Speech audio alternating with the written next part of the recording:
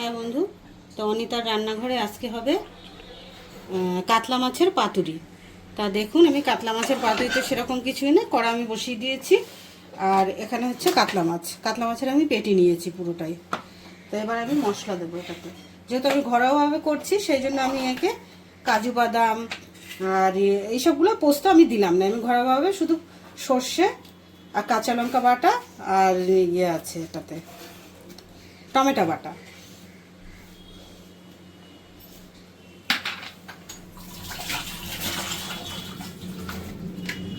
এবার দেবো পরিমাণ মতন নুন। নুনটা একটু পরিমাণ মতো না দিলে মাছ পাতুরি কিন্তু খেতে টেস্ট হয় না।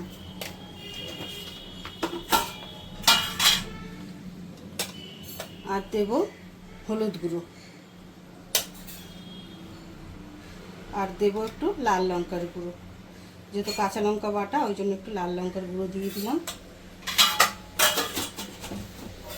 আর দিলাম ধনে পাতা এর মধ্যে। আর দেব সর্ষের তেল। এবার ভালো করে একে মাখিয়ে নেব।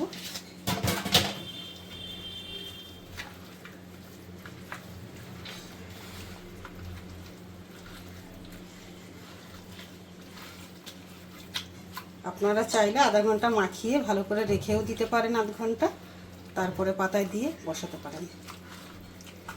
কিন্তু আমি এই জাস্ট মাখিয়েই বসাবো। এমনিতেও হতে সময় লাগে অনেকটা এটা।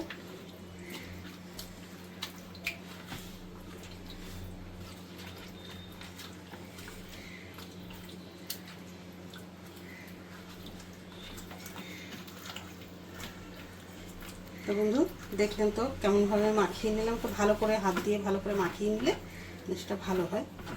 আমি মাখিয়ে নিলাম। এবার হচ্ছে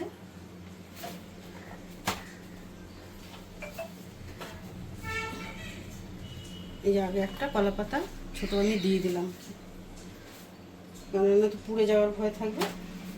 আর পাতা সবসময় মাছ পাতুরিতে উল্টো করে পাতা দিতে হয়, তাহলে ভালো হয়। এবার এটাতে একটু দিয়ে দেবো সামান্য একটু সর্ষের তেল।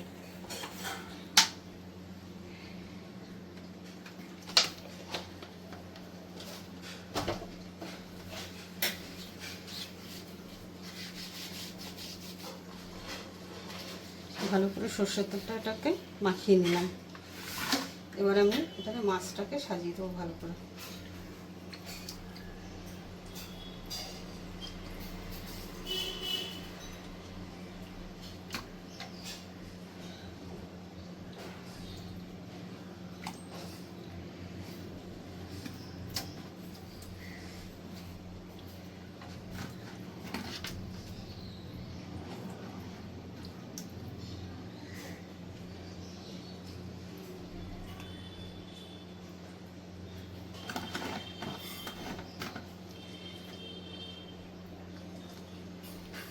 তো মাছটা তো এখানে সাজিয়ে দিলাম, দিয়ে এবার এটার উপর বসিয়ে দেবো আগে।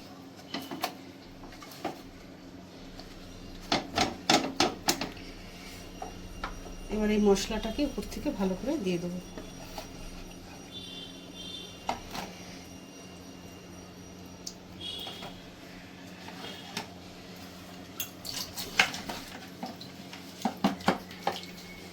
এবার সামান্য একটু জল দিয়ে মশলাটাকে ভালো করে দিয়ে দিলাম।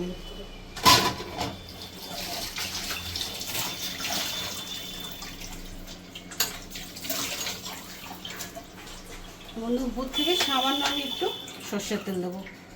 আপনারা চাইলে দিতেও পারেন, নাও দিতে পারেন, কোনো অসুবিধা নেই তার জন্য। এবার আমি গ্যাসটা জ্বালিয়ে দেবো।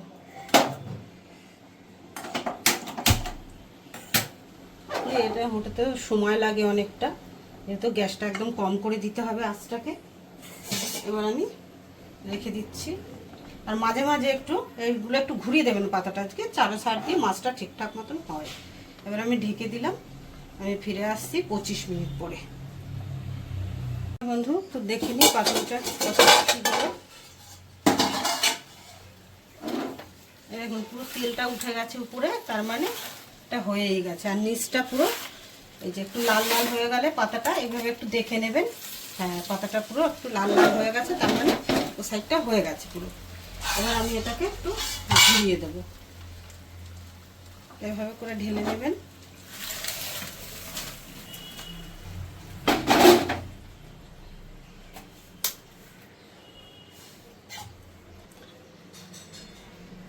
বন্ধু তো দেখলেন এইভাবে করে আমি ঢেলে নিলাম। এবার আমি এটাকে মাছটাকে একটা পাতা দেবো একটার উপরে দিয়ে এবার ভালো করে এটাকে কভার করে দিলাম। এবার আমি এটাকে ঘুরিয়ে দেবো। তো একটু সাবধানে করবেন যাতে এটাতে একটু তেল বেশি থাকলে ছিটকে আবার গায়ে না আসে।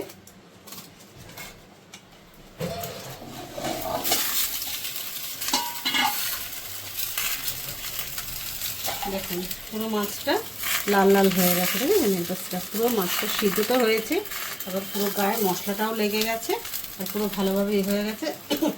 এভাবে পাতুরিটা ভালো হলে তাহলে এর সঙ্গে একটু ডাল, একটু টক ডাল করে নেবেন আর আলু ভাজা, বাস এতেই আপনার খাওয়া শেষ। এটা এইভাবে একটু করে দেখবেন ঘরে কেমন হয়। কেন কি আমি ঘরোয়াভাবে করলাম, যেহেতু আমি এটাতে তো কাজু আর দিলাম না।